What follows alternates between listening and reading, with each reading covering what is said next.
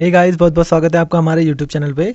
आज की हमारी वीडियो है भारतीय संविधान का पार्ट 3, जिसमें हम नीचे लिखे टॉपिक्स पे बात करेंगे, जिसमें हमारी संविधान की प्रस्तावना है, मूल अधिकार हैं, ठीक है।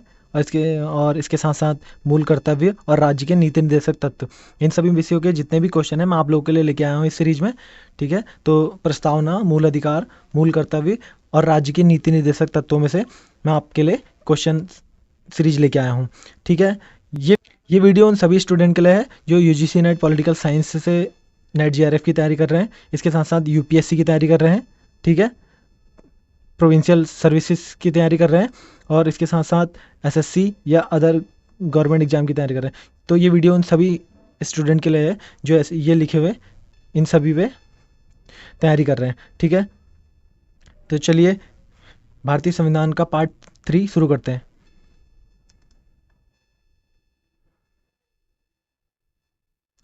क्वेश्चन नंबर 21 है इसमें, नीति निर्देशक तत्व जिसको संविधान में 42वें संवैधानिक संशोधन द्वारा स्थान मिला है वह है। ऑप्शन ए है इसमें पर्यावरण की रक्षा, ऑप्शन बी है कुटीर उद्योगों को प्रोत्साहन, ऑप्शन सी है समान कार्य के लिए समान वेतन, ऑप्शन डी है अंतर्राष्ट्रीय कानून के प्रति सम्मान बढ़ाना। तो जो इसका राइट आंसर है, इसका राइट आंसर है ऑप्शन ए। ऑप्शन ए इसका राइट आंसर है, जो 42वें संवैधानिक संशोधन के द्वारा जो नीति निर्देशक तत्वों में शामिल किया गया था वो है ऑप्शन ए पर्यावरण की रक्षा। जो नीति निर्देशक तत्व हैं उसमें जो पर्यावरण की रक्षा का कॉन्सेप्ट है वो 42वें संवैधानिक संशोधन द्वारा लाया गया। तो अब संशोधन हुआ होगा तो इसमें एक अनुच्छेद भी बड़ा होगा, तो वो अनुच्छेद है आपका अनुच्छेद 48A। तो अनुच्छेद 48A के तहत पर्यावरण की रक्षा को राज्य के नीति निर्देशक तत्वों में शामिल किया गया है, अनुच्छेद 48A, ठीक है। तो इसका राइट आंसर है ऑप्शन ए, ठीक है। नोट कर लीजिए इसको, बढ़ते हैं अगले क्वेश्चन की ओर।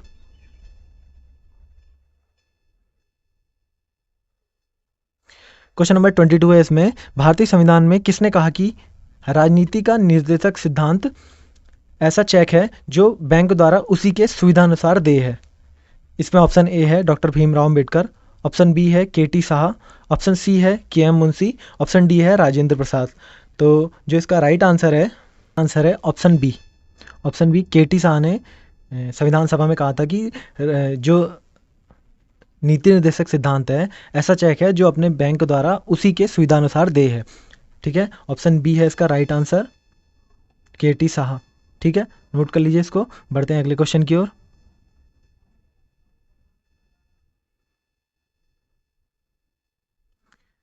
क्वेश्चन नंबर 23 है इसमें, भारत सरकार द्वारा मौलिक कर्तव्यों के क्रियान्वयन हेतु वर्ष 2001 में किस समिति का गठन किया गया है। ऑप्शन ए है इसमें एस के सेन समिति, ऑप्शन बी है जे एस वर्मा समिति, ऑप्शन सी है आर एस वर्मा समिति, ऑप्शन डी है डी डी कौशिक समिति। तो जो इसका राइट आंसर है, इसका राइट आंसर है ऑप्शन बी। ऑप्शन बी इसका राइट आंसर है, जो मौलिक कर्तव्यों के क्रियान्वयन हेतु वर्ष 2001 में समिति का गठन किया गया था उसका नाम है जे एस वर्मा समिति। तो जे एस वर्मा इस समिति के अध्यक्ष थे, जिनके नाम पे इस समिति का नाम है जे एस वर्मा समिति, ठीक है। नोट कर लीजिए इसको, बढ़ते हैं अगले क्वेश्चन की ओर। क्वेश्चन नंबर 24 है इसमें, संविधान में उद्घोषित मौलिक अधिकारों में संशोधन किया जा सकता है केवल। आपने निम्न में से बताना है कि जो संविधान के मौलिक अधिकार है उसमें संशोधन कौन कर सकता है। तो ऑप्शन ए है इसमें राष्ट्रपति द्वारा, ऑप्शन बी है सर्वोच्च न्यायालय द्वारा, ऑप्शन सी है संसद द्वारा, ऑप्शन डी है इनमें से कोई नहीं। तो जो इसका राइट आंसर है, इसका राइट आंसर मैं आप लोग को बता देता हूँ, इसका राइट आंसर है ऑप्शन सी। ऑप्शन सी इसका राइट आंसर है। जो मौलिक अधिकार हैं उसमें सिर्फ जो संशोधन करने की शक्ति है वो सिर्फ संसद कर सकती है। और संसद में कौन कौन होते हैं, राष्ट्रपति, राज्यसभा, फिर लोकसभा, ये सब मिलके संसद बनाते हैं। तो संसद को मौलिक अधिकारों के संशोधन करने की शक्ति है, ठीक है। नोट कर लीजिए दोस्तों इसको, ऑप्शन सी है इसका राइट आंसर। बढ़ते हैं अगले क्वेश्चन की ओर।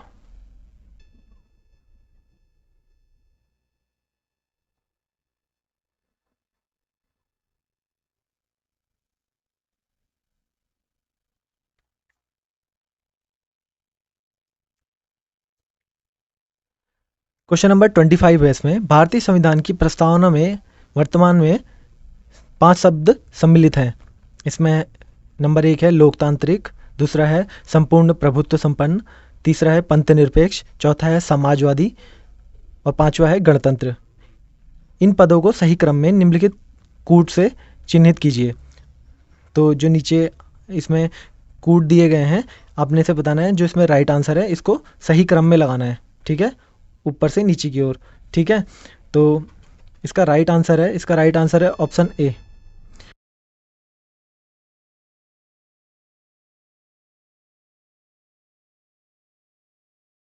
पहले क्या है, सबसे पहले आता है संपूर्ण प्रभुत्व संपन्न, ठीक है, सबसे पहले संपूर्ण प्रभुत्व संपन्न, ठीक है।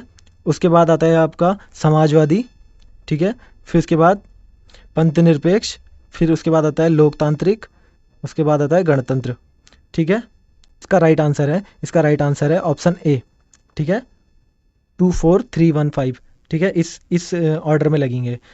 नोट कर लीजिए दोस्तों इसको, बढ़ते हैं अगले क्वेश्चन की ओर।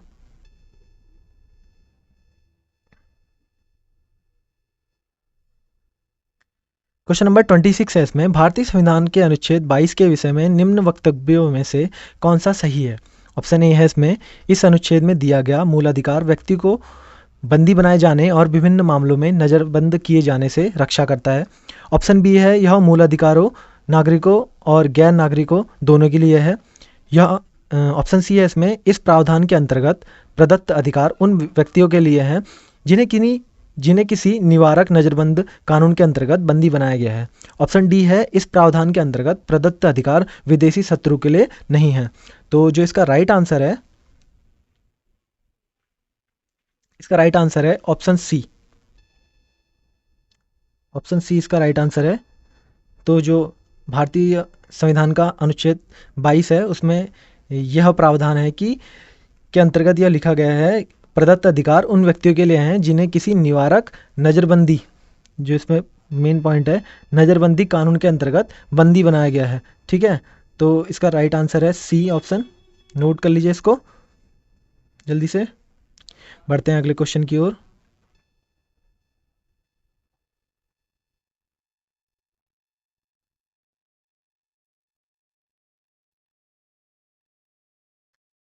क्वेश्चन नंबर 27 है इसमें, भारतीय संविधान में शोषण के विरुद्ध अधिकार के अंतर्गत निम्नलिखित में से कौन परिकल्पित किए गए हैं। पहला ऑप्शन है इसमें, पहला पॉइंट है मानव देह व्यापार और बालाश्रम के निषेध, दूसरा है अस्पृश्यता का अंत, तीसरा है अल्पसंख्यक के हितों की रक्षा, चौथा है इसमें कारखानों और खदानों में बच्चों की मजदूरी का निषेध। जिसमें कूट दिए गए हैं, आप लोगों ने राइट आंसर सिलेक्ट करना है इसमें से। तो जो इसका राइट आंसर है 1 और 4। तो जो विरुद्ध अधिकार की बात कही गई है उसमें 1 और 4 पॉइंट शामिल है, मतलब मानव देह व्यापार और बालाश्रम के निषेध, और इसके साथ साथ कारखानों और खदानों में बच्चों की मजदूरी के निषेध में। तो ठीक है, ऑप्शन 1 और 4 है इसका सही, और जो राइट आंसर है ऑप्शन डी है इसका। नोट कर लीजिए दोस्तों इसको जल्दी से, बढ़ते हैं अगले क्वेश्चन की ओर।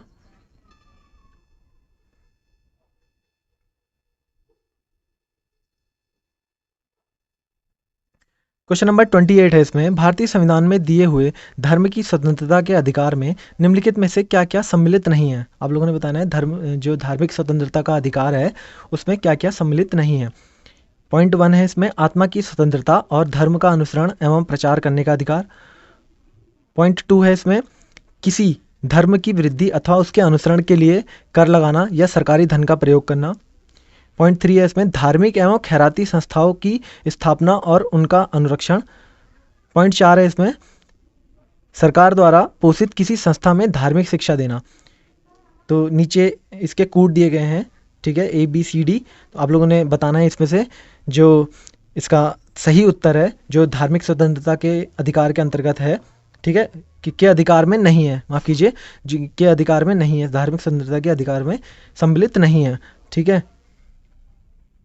तो जो इसका राइट आंसर है ऑप्शन डी। ऑप्शन डी इसका राइट आंसर है 2 और 4।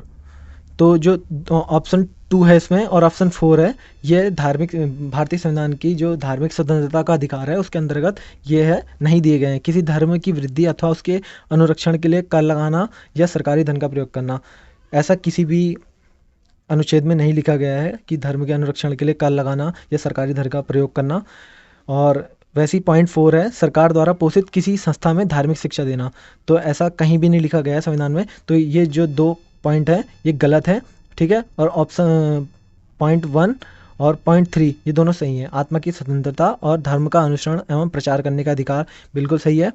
और ऑप्शन 3 है धार्मिक एवं खैराती संस्थाओं की स्थापना और उनका अनुरक्षण, ये दोनों पहला और 3 ठीक है, दूसरा और चौथा गलत है। लेकिन इस क्वेश्चन का आंसर वही है, दूसरा और चौथा, तो ऑप्शन डी है इसका राइट आंसर। नोट कर लीजिए इसको दोस्तों। बढ़ते हैं अगले क्वेश्चन की ओर।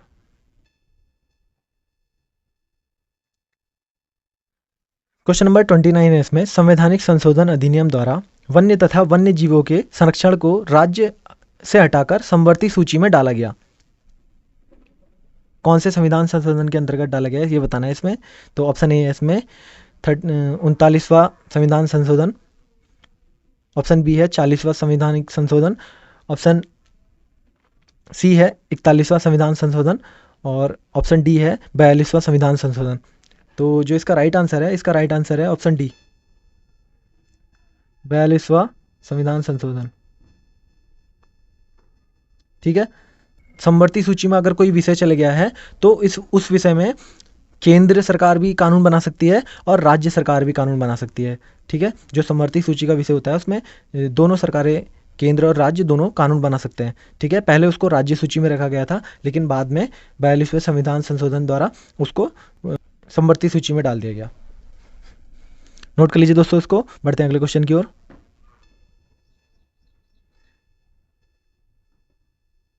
क्वेश्चन नंबर 30 है और आज का लास्ट क्वेश्चन है, भारत के संविधान के किस भाग और अनुच्छेद में मौलिक कर्तव्यों का उल्लेख किया गया है।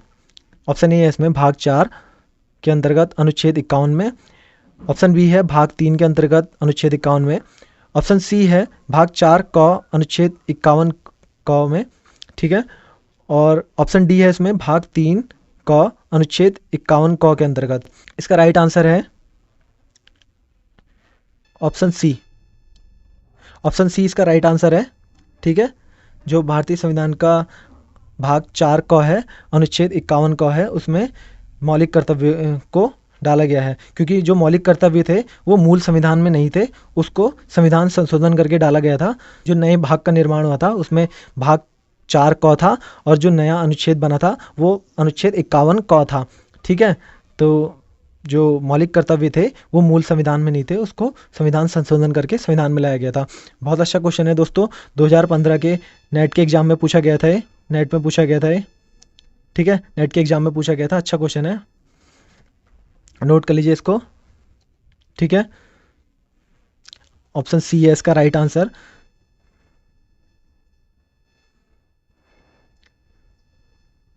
दोस्तों हमारी वीडियो पसंद आई होगी तो वीडियो को लाइक करना, कमेंट करके बताना हमारी वीडियो आप लोग को कैसी लगी। आप लोग हमारे चैनल पर नए हैं तो हमारे चैनल को सब्सक्राइब करना, बेल आइकन को प्रेस करना, जिससे हमारी नई वीडियो की नोटिफिकेशन आप लोग तक जल्द से जल्द पहुँचे। वीडियो देखने के लिए आप लोग का बहुत बहुत धन्यवाद। Thank you.